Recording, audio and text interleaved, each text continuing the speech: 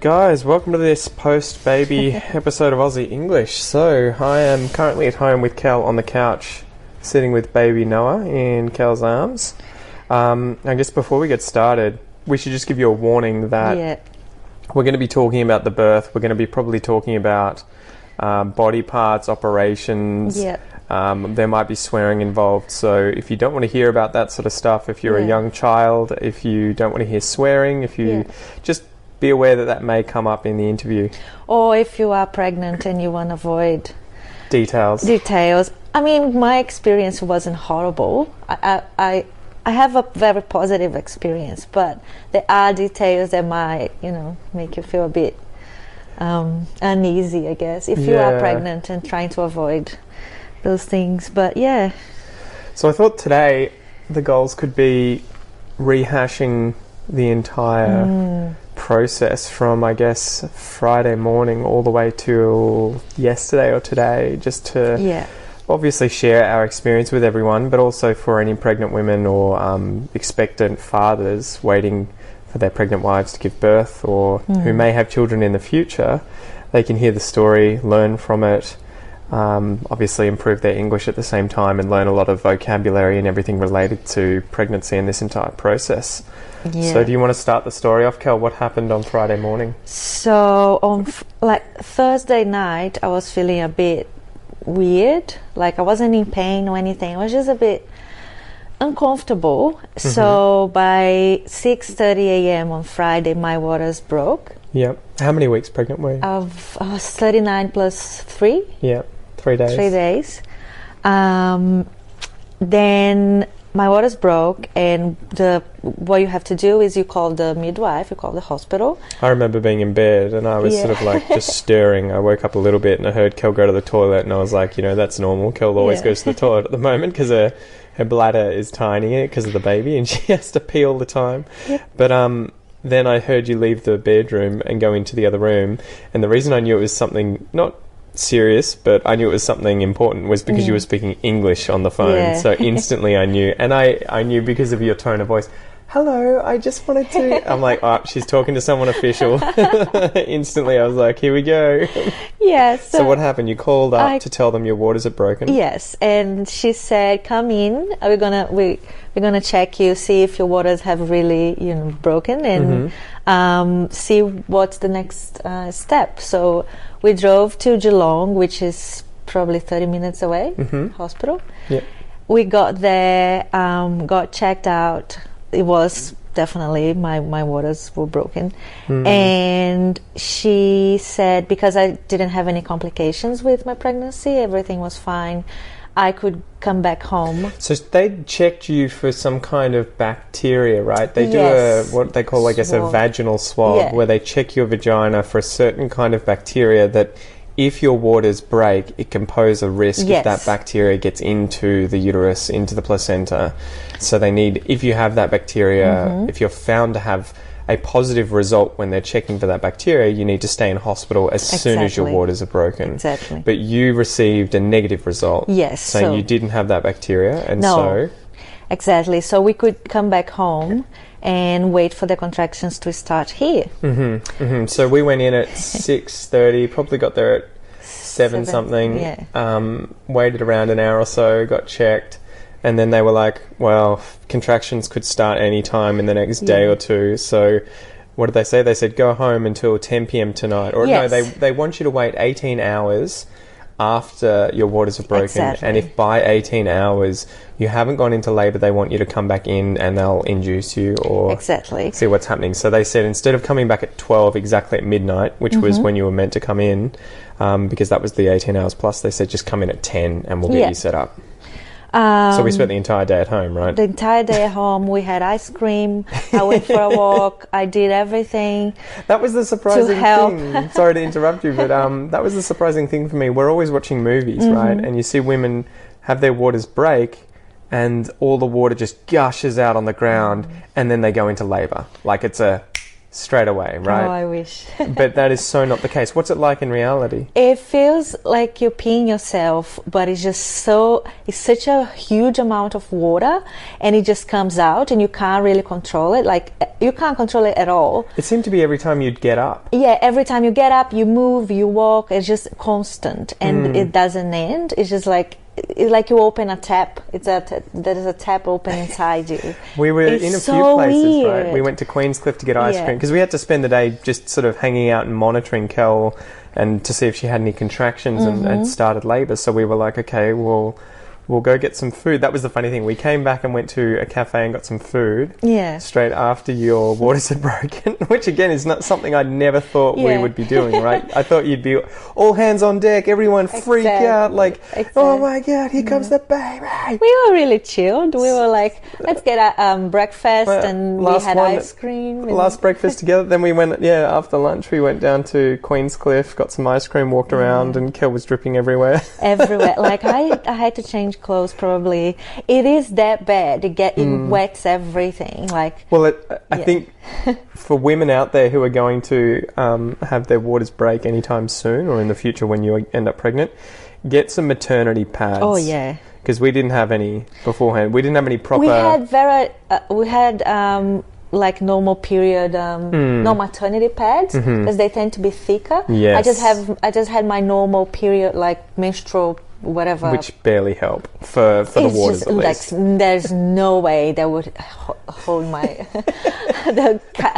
waterfall that was coming out of me. Yeah. So anyway, you had to keep changing your pants. Yes. And the good thing is it wasn't smelly, it wasn't horrible or anything. It's just that you constantly have this liquid coming out of you, right? Which is just unpleasant. Yeah. It was quite funny. Like, I was relaxed. I was like, things will start very soon, and we were making jokes about it, watching movies, and we spent the day watching Breaking Bad. I think, it was right? Really nice. Just chilling out.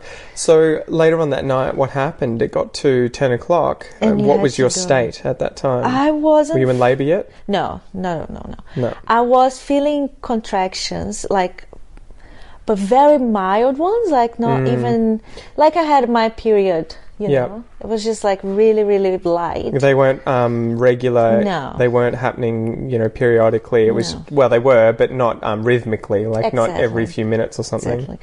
But I was nice that something's happening. Things are moving. Things are moving. Let's go to the hospital.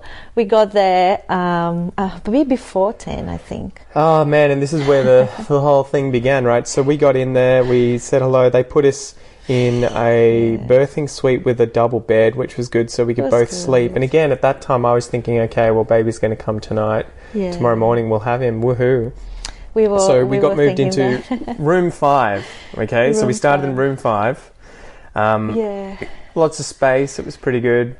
It was good, apart from, like, they have to check me and get blood samples and things. So it wasn't They had to put a not a catheter. What's it called? The long needle that they have to put into your arm or hand. For the antibiotics? Yeah, to give you antibiotics. What was that called again? Oh, I don't remember. I've forgotten the word for it. But they put a large needle in that has a tap on it. Okay, that they can introduce liquids through into your body. Yeah. And they had to give you antibiotics to kill any of the bacteria that had entered your placenta or uterus. So they had to start doing that, and they were going to use it later for the induction. So you had to have that happen in room 5 when we first went in. Yes. They gave you the antibiotics. How did that feel, and what was it like? The needle was huge. Like, I'm so glad I don't have like a phobia or like fear of needles. I had to leave the room. So thick. It was the thickest needle I've ever seen in my life. Yeah. But I'm like, I'm about to push a babe out of me, so I have to be firm. You took it like a machine. I was so proud of you. I can't, for anyone listening, I don't like needles or blood when it's related to needles. I can see bleeding and everything. It doesn't. The sight of blood doesn't make me faint, but the idea of someone poking a hole in you and then taking blood out of you, for some reason, it just affects me. And so while Kel was having this done, again, I can sit there and have it happen near me, But the fact that she was talking about it and walking you through it, it was sort of just getting to me. So I was like, I'm gonna have to go to the toilet. She was very descriptive. Yeah, and she missed your vein in your hand. She had to try another one. And had to try your arm instead. Yeah. And so I was like, oh my God. And it happened twice. Yeah, she tried. Yeah, she was poking you like a pincushion. So I got the antibiotics and I thought, okay, now I'll try to sleep. We'll try to sleep and see what happens during the night.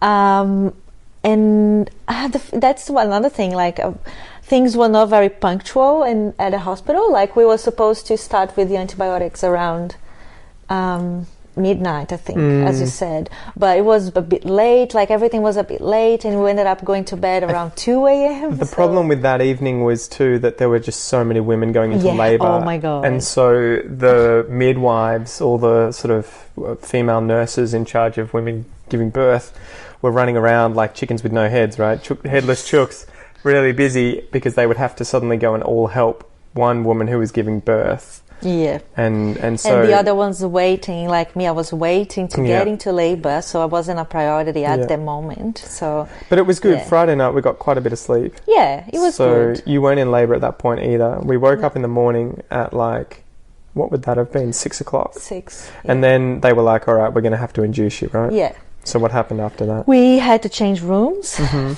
we moved to room number 4, which was across the hall. Yes. Didn't have a double bed. No, but just a single bed. It had a bath and a pool. An inflatable pool. Yeah, that was tied against the wall, except you couldn't use it. I couldn't use it. You'd been induced and had the intravenous needles in you. So we got there and got comfortable. They were expecting to start the induction around. It was meant to happen at like 7:30, I think. 7:30. It was sometime early in the morning. Yeah. After we'd moved rooms, but then the midwife just disappeared. And you could hear women screaming all over the place, giving birth. And they had some weird alarm that started making this like positive dun dun dun dun all the time. Dun dun dun dun, and that meant that a baby had been born. They would play that, and so we kept hearing that. Yeah. And the chick didn't come back for ages. So I think by about, I can't remember what time. It was 11 o'clock that I first went out and said, we've been waiting since 7:30 to get induced. Yeah. It's been nearly 3.5, 4 hours. Can we get something done? And the women were like, oh, sorry, yeah, we'll go get someone.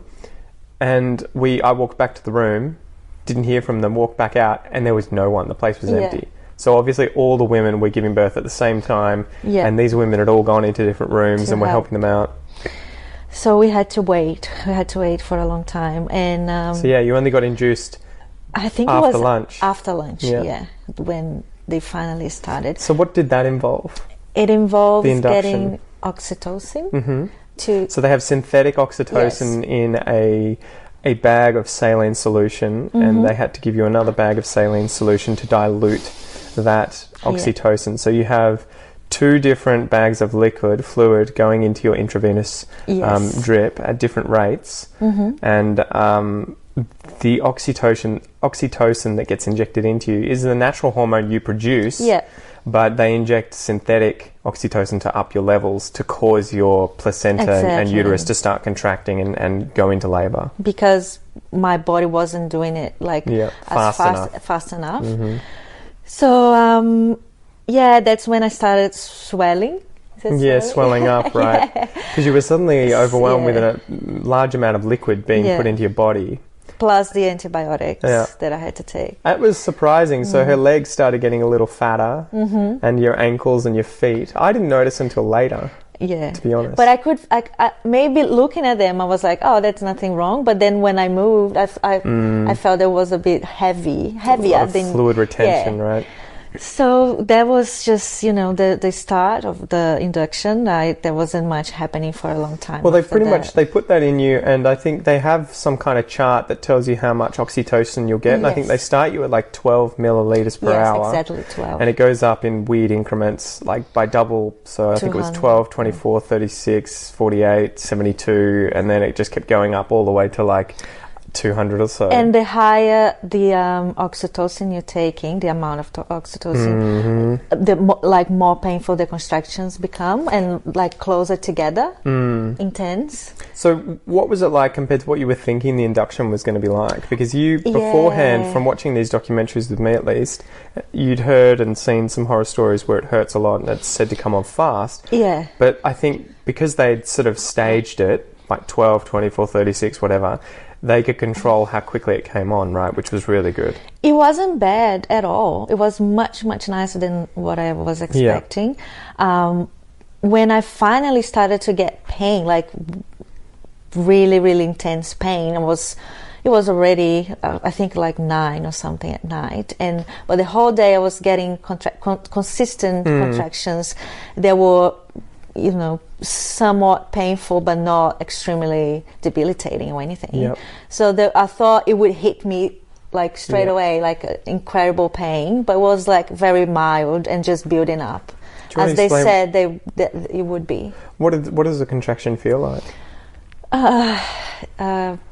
It feels like, I know everyone says that, but it does feel like period pain, although they last a lot longer. Like, I think period pain, you might wake up and you feel a bit off and you're like, oh yeah, I got my period, but perhaps by the end of the day you're feeling fine. It doesn't build up, it doesn't increase, whereas the contractions only get stronger and stronger. The next one's going to be stronger than the last one. Yeah. And it hurts your whole abdomen. Yeah. So everything contracts. Yes, everything contracts. So it's not one single spot, like it's hurting here, like it's everything.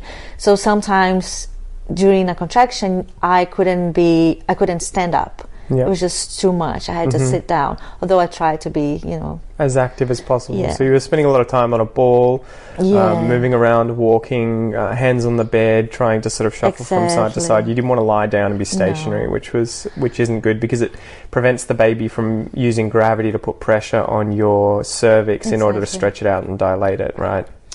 And so I guess we should mention, so we were in room 4. Yeah. We had a new midwife by that point because shifts had changed. Yeah. She had disappeared for most of her shift, but then come back, and then she'd given us to another midwife after you'd become induced, because we had to shift rooms again now that you'd been induced, to room 8. Yes. So we moved to the other end of the floor to room 8. Yes. And we had a new midwife. I think her name was Sarah. I've forgotten. There were so many different midwives. But she was really good, and she was sort of trying to monitor your induction and increase the amount, right? And I remember they got it up to 72 milliliters per hour, and then she was saying it was causing the contractions to be too close together and too long, and you weren't getting enough break between them. You were getting like 30 seconds between each one.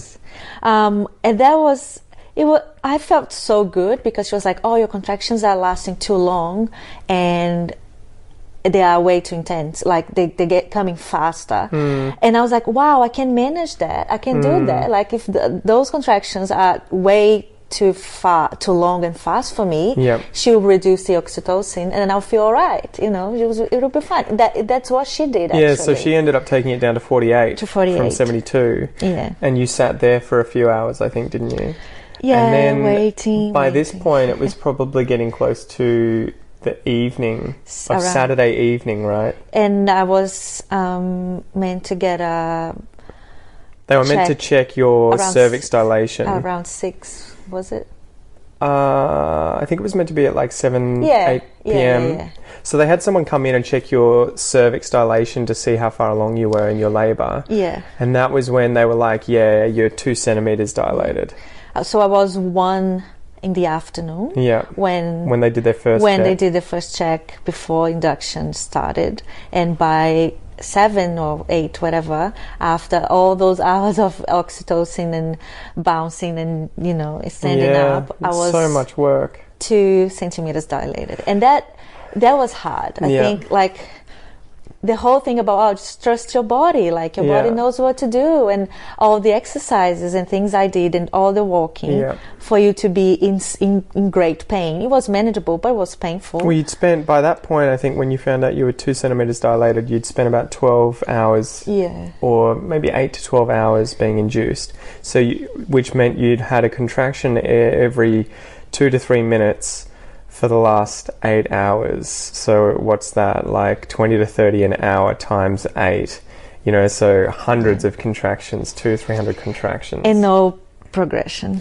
And no significant progression. Yeah. So they were like, that's when they started talking to us about our options. Yeah. Right? So up until then it was expected that you'd just get induced and have a natural birth. There was no reason to expect differently. But because that had delayed significantly, they were worried about how tired you would be and how tired and stressed the baby might be. And it was really, really good because through the whole thing, Noah was fine. Like, it was, the midwives would come in and say, oh, he's such a happy baby. Like, so how were they monitoring that? Do you want to describe that? Just like heart.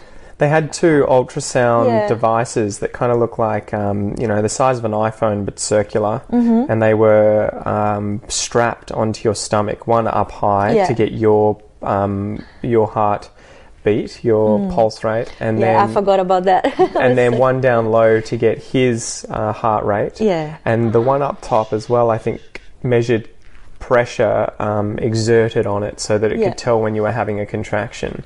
And so you could watch the number on the screen. You could see his heart rate, your heart rate, and you could see the pressure for contraction. So anytime that would increase and consistently increase, you knew that you were going in to have a contraction. So that's how the midwives, they can keep a hand on your stomach to monitor it, but they can also watch the screen to know whether or not you're going into a contraction. Exactly. And they can see if baby has heart rates dropping, or if it's like they can monitor the whole thing.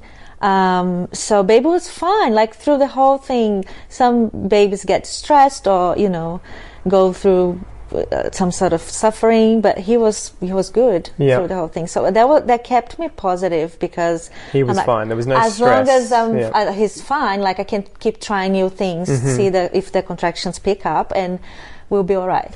So we got to that point where you were 2 centimetres dilated after 8 hours, and they started talking about options. They were like, we can give you some pain relief so that you can get some rest and keep having these contractions, and then in a few hours we'll check again to see how far along you are. But if you haven't gotten any further along, what were the options they'd given you? So initially she also mentioned the gas. Like I had to try the gas. I had an option to try. Pain relief is the just nitrous oxide, which is what dentists use, to laughing gas, to just relax you a bit. Didn't do anything for me. You didn't feel it wasn't anything. the lowest sort of setting. Yeah, you said it was a distraction. It was a distraction. So you have to breathe. Use it in a certain way, like, and it's not. You have to inhale it through your mouth and then exhale out the side of your mouth. It was a bit complicated at the time, so I was like, okay, I'm distracted. I need to work this thing out. But didn't take away the pain. And then there was the medication I could get. So you got an injection in the bum. Yeah. Right. What was it called? Jesus. Is it a Pitocin? No. Pepidine? I need to look it up quickly because I want to get it right. So, labour. Let me look it up quickly. But you got this injection, and what did it feel like? It wasn't painful. It made me really sleepy. It was funny because I was trying to concentrate on what you guys were talking about, and like pethidine. Pethidine, yeah. Yeah. So the injection was pethidine. Okay. Which is just pain relief. Yeah. So they offered you that, and the good thing was that it relaxes Noah as well. I was sleepy for a few hours, just really. You were pretty doped up. It was funny at first. You were like, I don't feel anything, and then afterwards, you looked just like someone had woken you up after. Really? After you'd had a really good sleep. You were just like.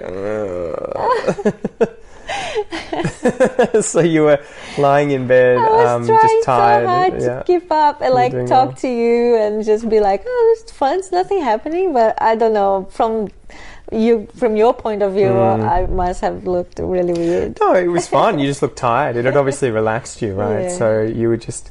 I could finally lie down. Yeah.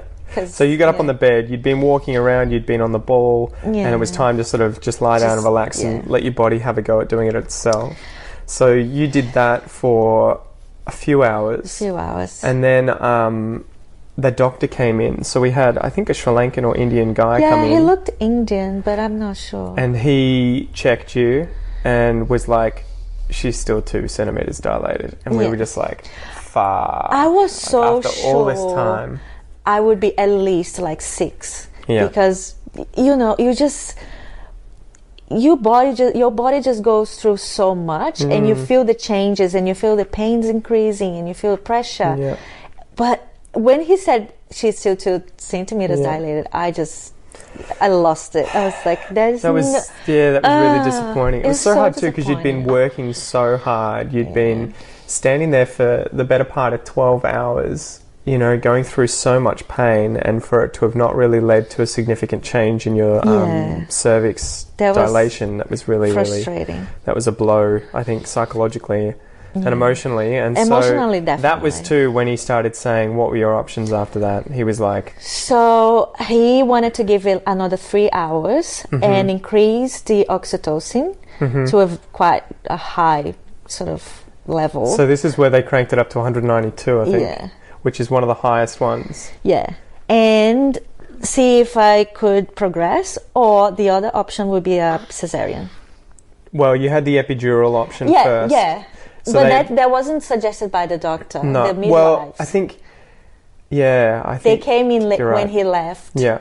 And they were like, so let's talk it through, because I didn't want... I was so distressed at this time that I was about to say, like, let's just do a cesarean. I was just so distressed, but they came in, the midwife that was who was taking care of me, and one of the other ones. Well, I guess his thoughts were, this isn't going to progress on its own, so we're probably going to have to think about a cesarean. Yeah. And so you'll have to get an epidural if you want a cesarean anyway. And so that was where the debate came about. Yeah. Do we get the epidural now and just really crank up the oxytocin to a level that would be potentially too painful to handle without an epidural, so that you could do as much as you could on the epidural and have the best shot possible before going in for a Caesar, worst case scenario? Or he was just saying, crank up the oxytocin, see how you go, and then we'll give you an epidural if you don't want one now, only if you're going to go in for a Caesar. Yeah. And so the midwives were like, ooh, and went out and had a little, secret woman's meeting, and the manager came in and was like, just get an epidural now.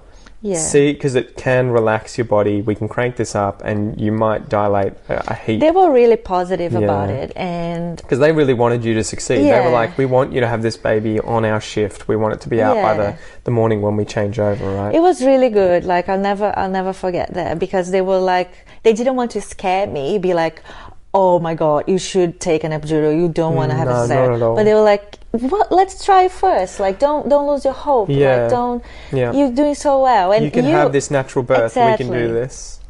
And I think the other thing for me, like, I remember asking you, what do you think?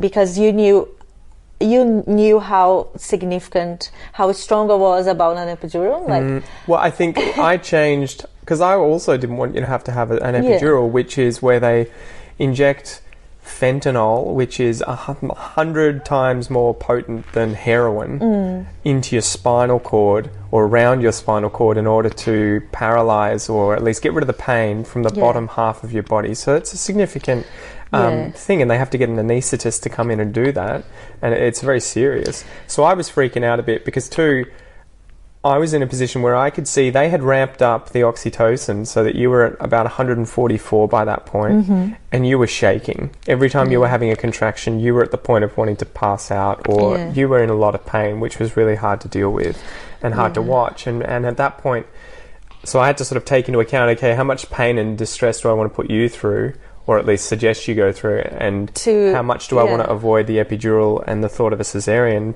And the midwives at that point were just like, this is the best option. And it was such a good choice. When you actually had the epidural, like, as much as before we went through the process, we were very, we can avoid it. It is so important that it's an option. Because what happened? You want to describe Absolutely. the process? You said yes. Okay, you are let's absolutely try it. right. It's so important that it is an option, because in my case, It made life so much easier. oh my God, I couldn't have.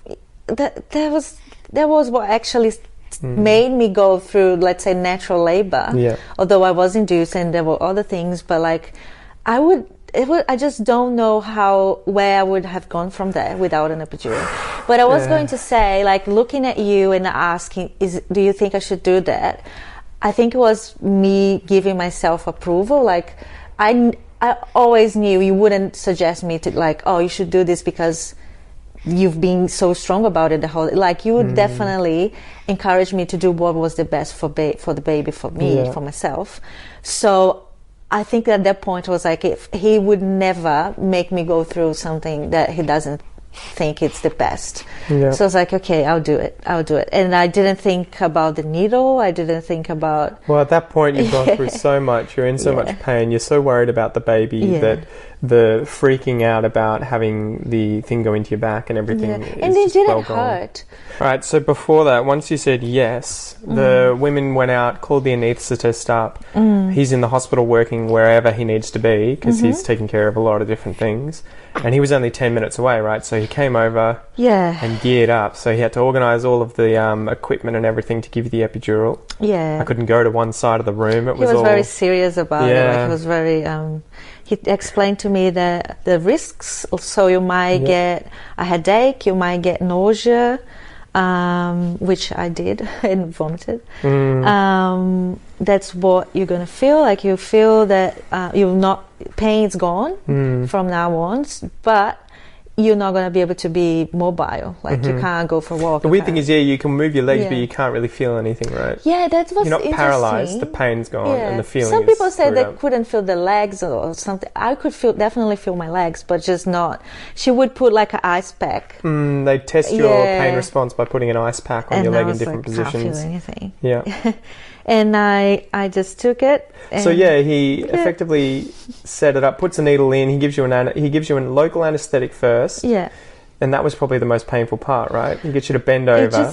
It's feels like a scratch. Yeah, it feels like a scratch. Then you can't feel anything. Then he uses a much larger needle to insert a plastic tube, a very thin plastic tube into your spine that releases the fentanyl on a regular basis. I think you can do one every 15 minutes. Yeah. And they also gave me like a control remote control. Yeah, exactly. So you control how often it goes in. So if you're happy where you are, you don't have to press it. Exactly.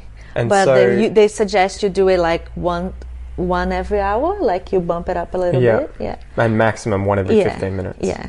So they do that. They pull the needle out of your back, and you end up with just a tube sitting in there that's taped in place so that you can lie back down on the bed and do your thing. You don't have a needle in your back to worry about. And you say catheter? The catheter had to be inserted too. Yeah, because I couldn't go to the bathroom, so I would pee in this little bag. And how did that feel? What was it like getting a catheter? I don't know. I didn't feel like I need to go to the bathroom, but I would see like fluid coming out of your bladder. I was like, oh, that's weird. So they insert a small tube into your urethra, in your vagina, that goes up into your bladder. A little ball on the end of that tube, I think, inflates to hold it in place, and it takes the liquid out of your bladder. It is crazy how much, like, there are so many hands on you when you're being like. Oh, it's just so weird. The whole thing's really weird. For me, I think by the time you had the epidural, that was how much it kind of really sunk in, just how much you'd gone through, because you had a needle in each arm. You were taking 2 different liquids in intravenously, or 3 different ones, because you also had the epidural in you. You had the catheter in you. You had the monitors on your stomach, the 2 different monitors there. You had the blood pressure thing on your arm. So you're in good care, and it was good, but at the same time, I think that was when it really, the penny dropped, and I realised, Jesus Christ, Kel is, really strong. I'm so proud of you, the amount of effort you're going through, to have this baby in a safe way. So you got the epidural, and we got to sleep for a good 6 hours, right? Yeah, I was so glad you could finally sleep, because I think before, not just you, like everyone could relax a little bit. I could relax a little bit, because we were like, you would look at me, I was shaking, I was in so much pain. I would look to the midwives like, is it progressing? How are the contractions going? Like they can see like the chart and things. So the machine that it's hooked up to prints out a paper it's kind of like what you would see with an earthquake. Yeah, exactly. The graph drawn on there so that you know when the contractions come and how often. So everyone was a bit tense, and after the epidural, could all relax a little bit. And I don't think I slept. I slept for 3 hours. I think I woke up and they had checked you again. Yes. And they said you were at 6 centimeters. It was so good. How did that feel when they came in and did that? The examination itself was painful. Yeah. Don't get me wrong, he was really, really good to us.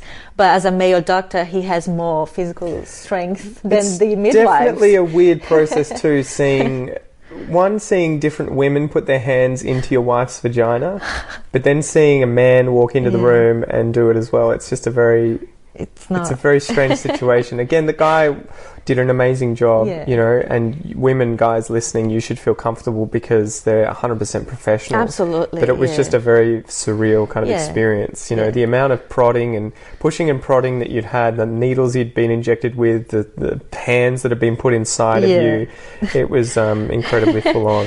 And then he checked me and he was like 6 centimeters dilated. I was so happy. Because they told you then, I think, all right, we'll give it another 3 hours. Yes. At this point, I think it was 3 a.m. in the morning. Yeah. And they said, we'll give you another 3 hours and see where you're at then before we think about a cesarean or anything. And so he buggered off. I went back to sleep. I don't know what you did. And the other thing he also mentioned that was really positive. So when baby's descending, there's some sort of measurement they do, like a -1. They have a scale that goes -3, -2, -1, 0, 1, 2, 3. So baby was -1. And if it's at 3, it's completely ready to come out. Yes. Like its head is engaged and you can see it and it's coming out at +3. So I was -1 and it was great because I knew he was moving, like things were progressing.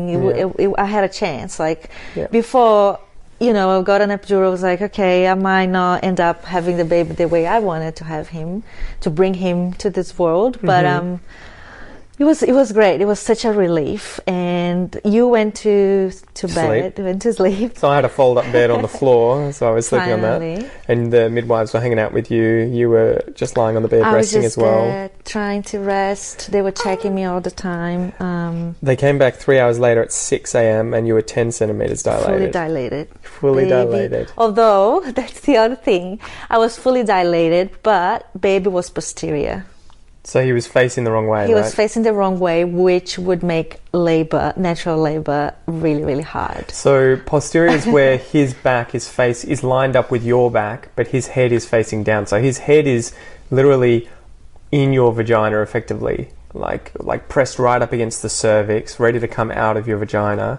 Yeah. And his legs were effectively pointing towards someone looking at you forward. Like if someone was staring eye to eye with you, he's upside down with his head in your vagina and his legs pointing towards the person. And the way around you want them is with his back facing my belly, the other way. So his legs are pointing towards your spine. Towards my spine, exactly. Yeah. So then the doctor had to do another examination and try to rotate him a little bit. I also had what they call peanut ball. Something that it's the shape of a peanut. This is like a bouncing ball that you can kind of sit on, but it's in the shape of like 2 balls connected, like a peanut, like a nut, instead of a single ball. And so you could put this between your legs to keep your legs open and your cervix and hips opened up, right? And see if baby would just move and, get into the right position, which he did. Yeah. And then we were fully dilated, ready to go, and the pressure I was feeling down there, it was just ridiculous. So you finally felt that natural urge to push. I was worried before, although the guy, what do you call it, anesthetist? Anesthetist. It's hard to say. I know, it's hard for me. Anesthetist. He told me, don't worry about not feeling the urge to push, because you feel everything. You're not going to feel pain, but the sensation, the pressure. You'll still feel the urge to push, even with the epidural. Exactly. So that was good, and definitely happened. Like I felt so much pressure down there. Like, I can't imagine. Oh, it was just so it's so weird because you don't have to poo, but it feels like you do. And at some point, I know it's gross, too much information, but I was like, guys, I need to fart. Like, I'm sorry. And if I end up doing something else, don't mind me. Just like heads up to everyone. Yeah. But but everyone was in good spirits. Like, we were really happy, really encouraging. And I had 1 hour to... Yeah, so they normally give you 1 hour of pushing, but because again, you get tired, but then there's also a lot of stress on the baby. So if the baby's engaged, his head's in the cervix and the uterus, is pushing him out through your vagina. There's a lot of pressure going on in his skull. Yeah. And so the baby's blood pressure can drop. Yeah. And he can be in a lot of trouble. So they give you an hour to do that. So at 6 o'clock, they said, okay, let's start pushing. We'll give it an hour. Yeah. And then after that, we can talk about what our options are, depending on how far through he's come. And so you pushed for an hour, and it seemed like 5 minutes. It seemed like it had gone so fast. What do you mean? Well, you were having 3 contractions every 10 minutes. Yeah. For every contraction, you were pushing 3 times. You would really take a deep breath, push your chin into your chest, and you would try and push him down.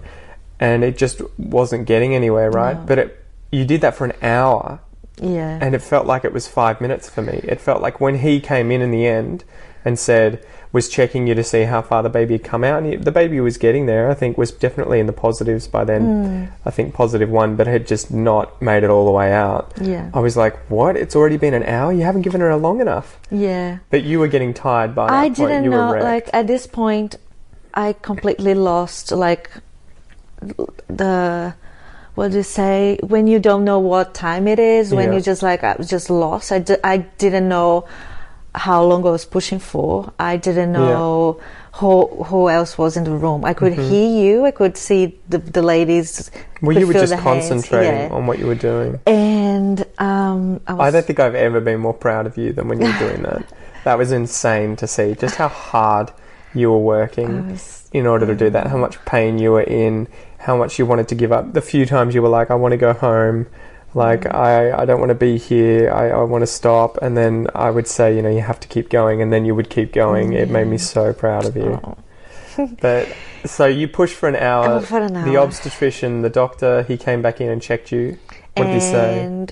Well, I don't really know what he said, but I know that I heard the midwife was telling him in a very subtle and nice way that things were not progressing as they wanted. Yeah. They were progressing very slowly, but baby was, getting his head crushed and being so under stress, and I was getting exhausted. Yeah. I was shaking again. What were your options from then on? So you could ultimately, the last option was having a cesarean. Yeah. Which at that point too, how did you feel about having one? I honestly, I don't want to sound like, I was in so much pain that I just wanted the babe out, because it wasn't the pain itself. Like, I was in pain. The epidural was wearing off because I didn't push the thing again. Whilst you were pushing.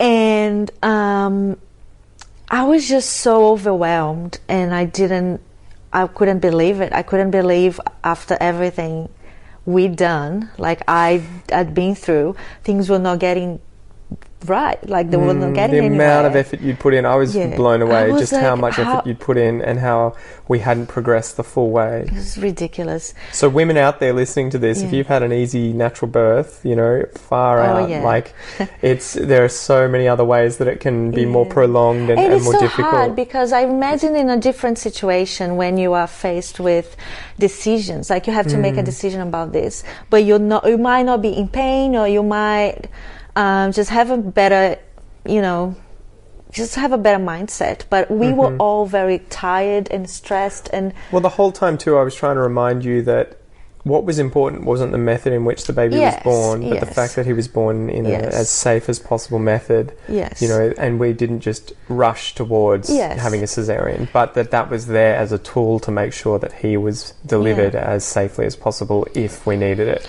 And so there were a few times where I almost broke down because you were apologizing to me in the middle of all of this. Oh, God. So I wanted to cry, because I was like, you were doing so well. Every single decision you had made up to that point had been the exact right right decision under the situation, under the circumstances that you were, that you had done such an amazing fucking job, and then you were apologizing. Like it was really just tough. so hard because people, like, you see everyone around you encouraging you and saying you're doing things well, and somehow I knew our baby wasn't moving down. Like, I knew, because I don't know, it's just a really overwhelming feeling that you can't cope anymore. Like, it was just so, the pressure was immense. Like, well, and that's why I was trying to, I guess, get the message across to you the whole time that that's not your fault. Your body is what it is, and the situation is what it is. But that isn't for you to, you didn't do enough preparation or you didn't try hard enough. It was nothing like that.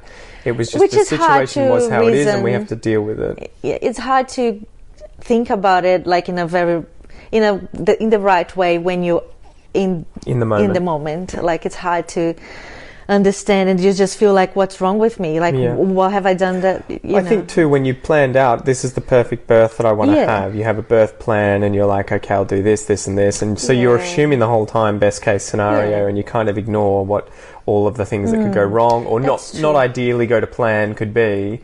But anyway, so we got to the point where you were fully dilated, you'd been pushing for an hour, the obstetrician came back in to check you, you could see his head. I think the one of the nurses had opened you up a little bit with her hand so that I could see his head and see that his hair was brunette. Which was cute. She was like, sort of whirling it around on her finger, and she was like, "Look, Pete, look!" And I'm like, "Oh my gosh, I'm going to pass out."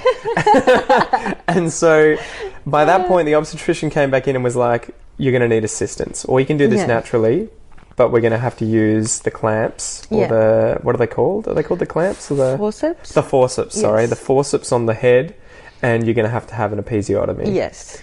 And so at that point... And the only thing I heard at this point was forceps. Yeah. It was the only thing... But I think the problem here too, it was all happening so fast. Yeah. So I was sitting there trying to calm you down and encourage you to accept this decision as being the best for him, because the moment you heard forceps, you freaked. Yeah.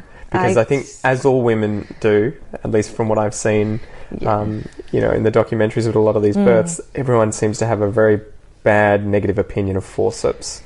Yeah. Which I can't understand, because obviously I'm not the person pregnant with the baby inside of me and having to worry about that. But if the doctor said this is the best option for just directing the baby's head so that we can get that out and then deliver him quickly and naturally, I was like, Kel, we need to use the forceps. But it's funny because I understand the use of it. Like, I definitely...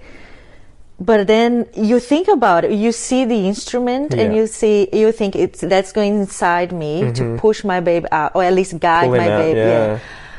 Not push.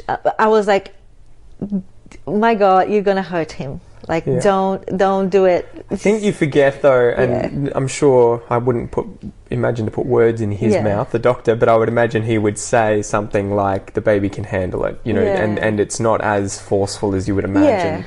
But it did look weird when he was holding up this large metal instrument that looks like scissor kind of things, right? It's terrifying. And were covered in this white lubricant for him to then insert inside of you, put them around the side of the baby's head, clamp down, and then as you push, which is the big part of it, so you're still pushing, you're still trying to push him out, and he's guiding the head to get the head through your vagina so that then the rest of the body will come out. Exactly. But he had to give you an episiotomy as well. Yes. And do you want to describe what that was and what that was like? Well, I didn't, in terms of feeling the cut or feeling pain. What is it though first? It's just an incision. An incision between your vagina and your vaginal opening in your anus. Yes. It doesn't, I don't think, at least I didn't see, there was no way I was going to watch that. But I have a feeling that it's not the entire way. No. It's just enough to loosen up the opening of the vagina. It's not the entire way, so not at all. There would be a 4-degree tear if you were not using any sort of instrument. But, and by that point I was like, if this is just going to get the baby out and you're going to get a handful of stitches and be uncomfortable for a few days, let's do it and let's just get this done, because it's going to be the best thing for the baby. I didn't feel that. I didn't feel anything. Like he did what he did, and I didn't feel anything. And he was razor quick, so he gave you that. He inserted the forceps. I felt the forceps. Yeah, of course. Because he applied like pressure downwards, like really trying to guide the baby, and that was brutal. Like, just not, again, not in terms of pain, like, but you have this picture in your mind, this person is doing this to me, right there, well, where I'm already feeling... Your view is directly down the barrel. Hey. Yeah.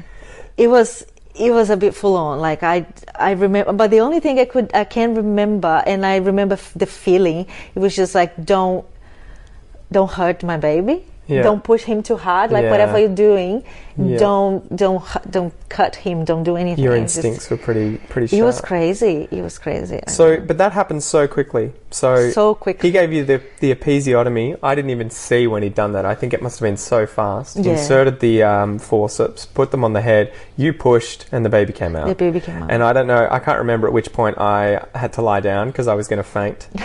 So I was sitting there with Kel. I looked to my side and I saw your legs. I was like, I could feel myself going. So I could feel that feeling in my head of just my vision was going black and white. My ears were starting to ring a little bit. I knew I was going to faint, so I just lay down on the ground and just said, "Just keep going." But everyone, I felt like I was going to faint as well. I just couldn't faint. Like, I mean, I had to be. There was some sort of strength that comes out of you when you're in this situation. It's just like I was just want to get out of there. Yeah.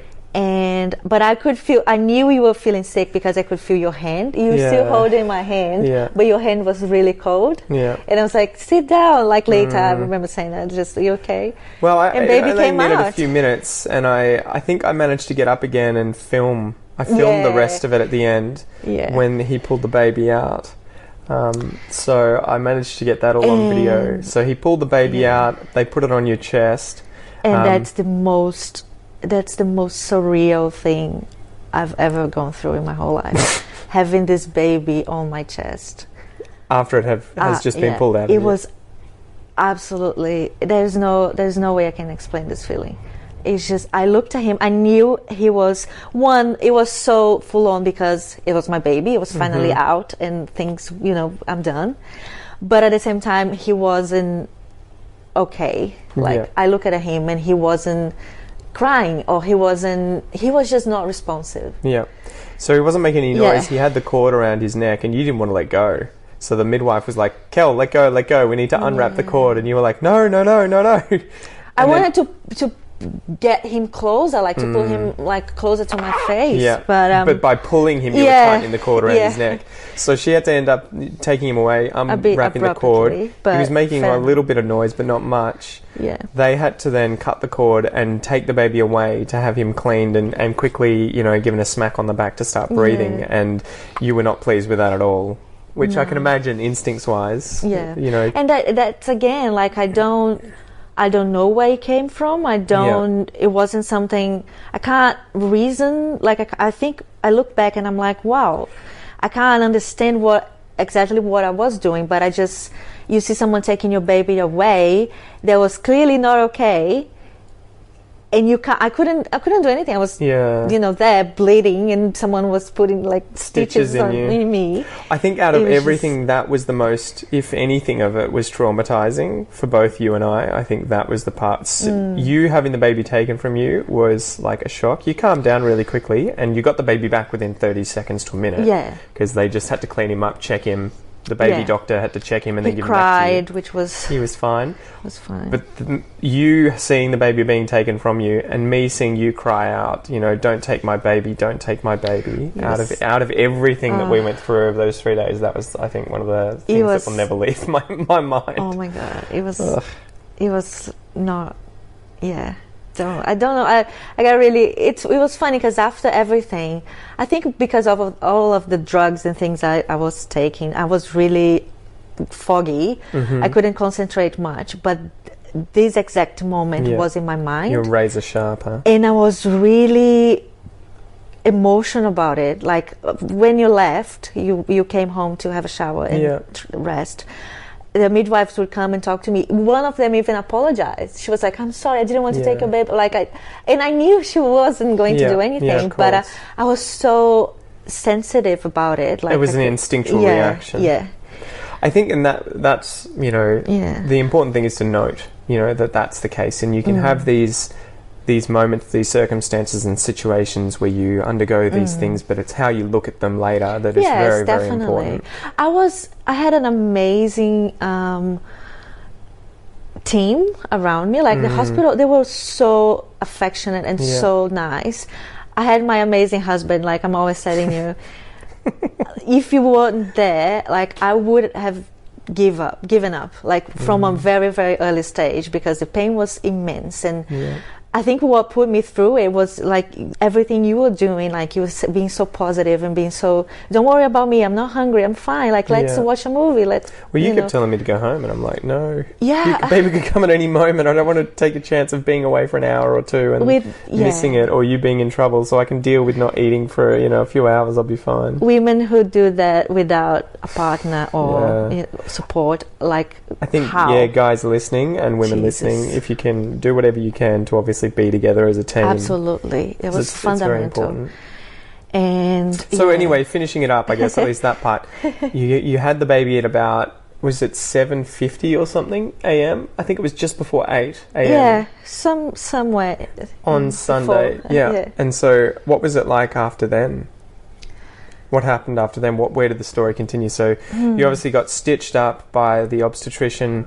You were given a suppository. So he gave you paracetamol anally, which surprised me. I'd never seen. He had these really large pills in his hand, and he wanted to give you some painkillers for your episiotomy, but he had to put them in your bum. Okay. And I didn't even think you noticed, obviously. No, I didn't. You told me that. Well, he did, and again, he did it so quick. He was just like, because he told you. He said, "Okay, I'm going to do this." As well, like I think you asked. So has she given birth to the placenta? Yeah, like, so the placenta comes out afterwards, usually after the baby. Yeah, but I thought it would be a whole new process, like going through, like... I was waiting for you to be told to do that, because you were holding the baby and lying in bed, and I was like, is she going to be told to deliver the placenta? And they were like, it's already out. Oh, God. And then they crank up the oxytocin, which, again, surprised me, because I looked across at the machine, and I was like, why is she getting, like, 250 millilitres an hour of oxytocin? And they do that in order to cause your uterus to contract back down and stop the bleeding. So you'd lost a little bit of blood. I think you ended up losing 400 millilitres. Yes, exactly. So almost half a litre, just that, through birth. So everything went well on that end. Yeah, it was finished. The baby was with me. And getting measured, getting cleaned up, getting... feeding. Injections as well. He got his vaccinations. 2 shots. I felt so sorry. Poor thing. He did really well though. He only cried a little bit and then was fine and went back to breastfeeding. Fine. What was breastfeeding for the first time like, and the process weird. There? What happened?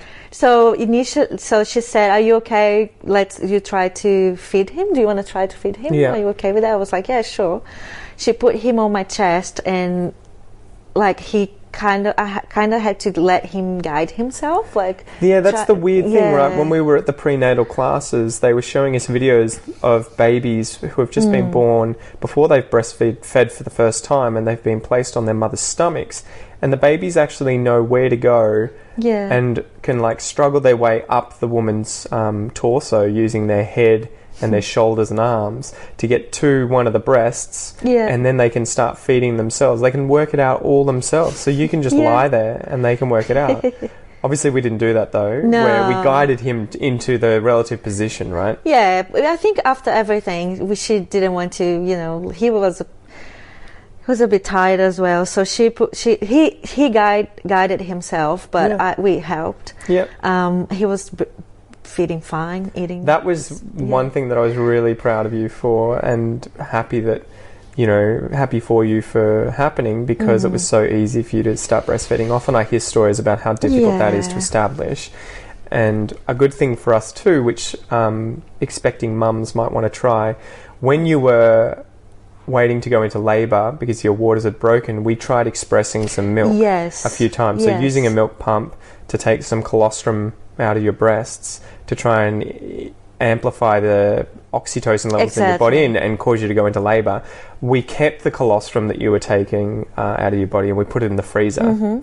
And so as a result of that, not only did we have a backup of colostrum here at home that we've been feeding him every now and then when you've needed a break, but you've encouraged your breasts to start producing more colostrum. So when you were in the hospital, you were producing a heap, And the midwives were all really impressed. Yeah, they were like, wow, you're doing so well. Like, Yeah. see, he's already eating. That's so good. Like, your milk will come very soon. And I think, 2 days after, right, today, and he's fine. And I can definitely say I have, like, milk's coming. Yeah. It takes a few days after you give birth. It's not like you initially give colostrum, as you said. But I think milk comes after 2 or 3 days, and I'm already feeling a bit heavier. You're doing very well. So I guess to finish the story up, after the birth, I think I hung around on Sunday until maybe lunchtime, and then went home to just get some sleep. Yeah, I came home and was home by about 1. You slept for like... I slept for 6 hours, which was good. I got up again at 6, came in and saw you for a bit, I think for an hour, and then came home again. It was funny because my mum and dad wanted to come with us. She was meant to be there at the birth with us, but she's been sick with a virus, as has my dad and my sister and my niece, her daughter, and her partner. So none of them have been able to visit, and mum couldn't come to the birth. So I was talking to mum through the glass doors at our house because she came over to visit. Yeah, she came over to visit, and she was there, and she's like, "Oh, I'll talk to you through the doors. How are you going? Blah blah blah." So went back, saw you. You were staying the night in a different room again. So you'd been moved onto the 6th floor now. Yes, where I was sharing this room with another lady who had just given birth. She'd had a cesarean. She had a little girl, and just there with baby, spend the night trying to establish breastfeeding and to calm myself down a little bit. I was really shaky, and midwives would come in and ask if I was okay, and I would cry and just be like really sensitive about the whole thing. But it was good to be finally done with it and just wait to come back home, which you did yesterday. Yeah, exactly. And so I came in the next day, which would have been yesterday, Monday. We got ready and left pretty early, so fortunately you just had to stay the night to, I think, mainly monitor you, right, to make sure that you didn't have any other blood loss. Yeah. And you had, I think, the catheter still in, so they had to monitor that for 12 hours afterwards to make sure that you could pee properly. Exactly. Because of the epidural and because of the episiotomy and the birth, obviously. So there's so much happening to your body. So we got back yesterday and have been hanging out at the house together watching Breaking Bad and just taking care of the baby. Feeding this one, And he seems to be really good during the day, but last night it was pretty brutal. Yeah. Although it wasn't as bad as I was expecting, because around 3 a.m. I decided to leave the room so I could give you some proper rest, because I keep standing up and getting him, and he cries. I know it's not very far, but you can at least try to sleep. And I came out with him to lounge room, and I fed him, and he slept for like 2 hours and a half. Wow. 3 hours, and I could get some rest as well. The little things, huh? The little things. Yeah. So that was really good. But it was funny. What was it like? Putting him down for the first time, because you get paranoid. You're like, oh, if I put him down on the cot and I'm not watching him, he's going to roll over onto his front and suffocate or something. It is weird. You just feel it's just alert constantly. Like, I don't know. And I wake up with his breathes in a different way. I'm like, oh my god. I kept having that too, where I was listening to his breathing, and every time, because it's so erratic, it's just so random. He'll be like. Oh yeah, that's horrible. And so you're just sitting there like, what the hell are you doing, dude? Like, are you okay? Can you breathe? You're trying to kill me. Yeah, I know. So I couldn't get to sleep because I was constantly listening to that. Yeah, but he's doing all right. Like, I think today his behavior it's very different from like what I was expecting. He's been asleep for the whole day. I was really impressed too. I was expecting him to be crying uncontrollably because of XYZ. He's got gas, he's got he wants to burp or he's hungry. But he's been fine. He cries if you put him down, and he gets, I think, a little bit cold. Yeah. But other than that, as soon as you pick him up, he stops crying. So, and he's been here for this entire interview. Yeah. As close to your microphone as you are. Like, the microphone's on Kel's blouse here, and it's like the same distance from her mouth to his mouth. So he's been incredibly quiet. Yeah. He's a rad little guy. He's really strong. Yeah, he's done so well. But you should mention too, forceps wise, he got a black eye. Yeah. Sort of. He got like a little bruise on the side of his skull, But to be honest, it disappeared within the first day. It's almost gone. He's got a bit of swelling, but it's pretty much gone. It's gone. And to finish up the episode, because we're probably on to about an hour now. Oh, God. Yeah, more than an hour. What would you say to people listening to this after you've now successfully had a natural birth with the first child? Yeah. What would you say to other women listening, or even to yourself, you know, a week ago prior to going through this process? What would your advice be? I would say just be open to options. Like, you have options, you have pain relief, you have instruments that can help you deliver your baby. Just be open to read as much as you can about those things, because as much as we try to avoid the negative stories, it is important to really know what is behind those things. Like, why do you have a forceps? Why do you need an episiotomy? Mm-hmm. Because for me, the hardest thing was to give myself permission. Yeah. You're not going to have the perfect, like, let's say, the dream birth you always wanted, but it's still a really, really positive experience. And I struggle with that a little bit. And I think the biggest thing from my point of view, watching you go through this, was to move your thinking away from having the perfect birth in your mind for you. Yes. And having the perfect birth for him. Exactly. And so those tools are all there to help you have the perfect birth for him. Yes. It may not be what you wanted to begin with, but if you change your thinking and think what's best for the baby, and how can I have the most pleasurable birth for the baby, that's what matters. And accept that things change, and you might end up, you know, having to do something you didn't imagine you would have to do, and it's okay. And at the end you have a baby with you, and that's the most important thing, I guess. You can't control everything. That's the biggest lesson.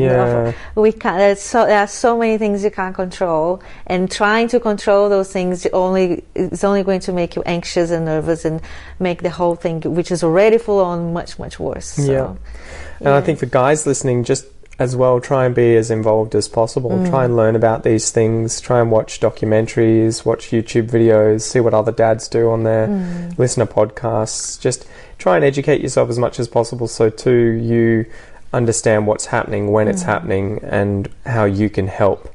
Absolutely. With those things. You know, I can't imagine going through this without you. It's just... Well, don't go into it blind, whether you're a woman or a man. Don't go into it with no education on any of it. And support your partner. Yay! And what do you think now? Was it worth it? Absolutely. He's adorable. Yeah. How do you think you're going to be as a mum? You were sort of very worried before, I think, too, about being a good mum. I'm doing all right. And I was trying to say to you, the fact that you're worried about whether or not you're being a good mum is a sign you're going to be an amazing mum. Just need to give... I don't know. Yesterday I was a bit upset because things that he's not sleeping, things are not going well, but he's only 2 days old, and I have to lower my expectations as well. Exactly. We're going to learn this together. Give me a fist bump. Boom. Good job. Thanks for listening, guys. I hope you got a lot out of it, and learnt a lot of vocab and expressions related to this. Hope the story helps, and for any of you guys who are about to go through this process in the near future, we wish you all the best. Yay. We hope it goes well. Bye. See you guys.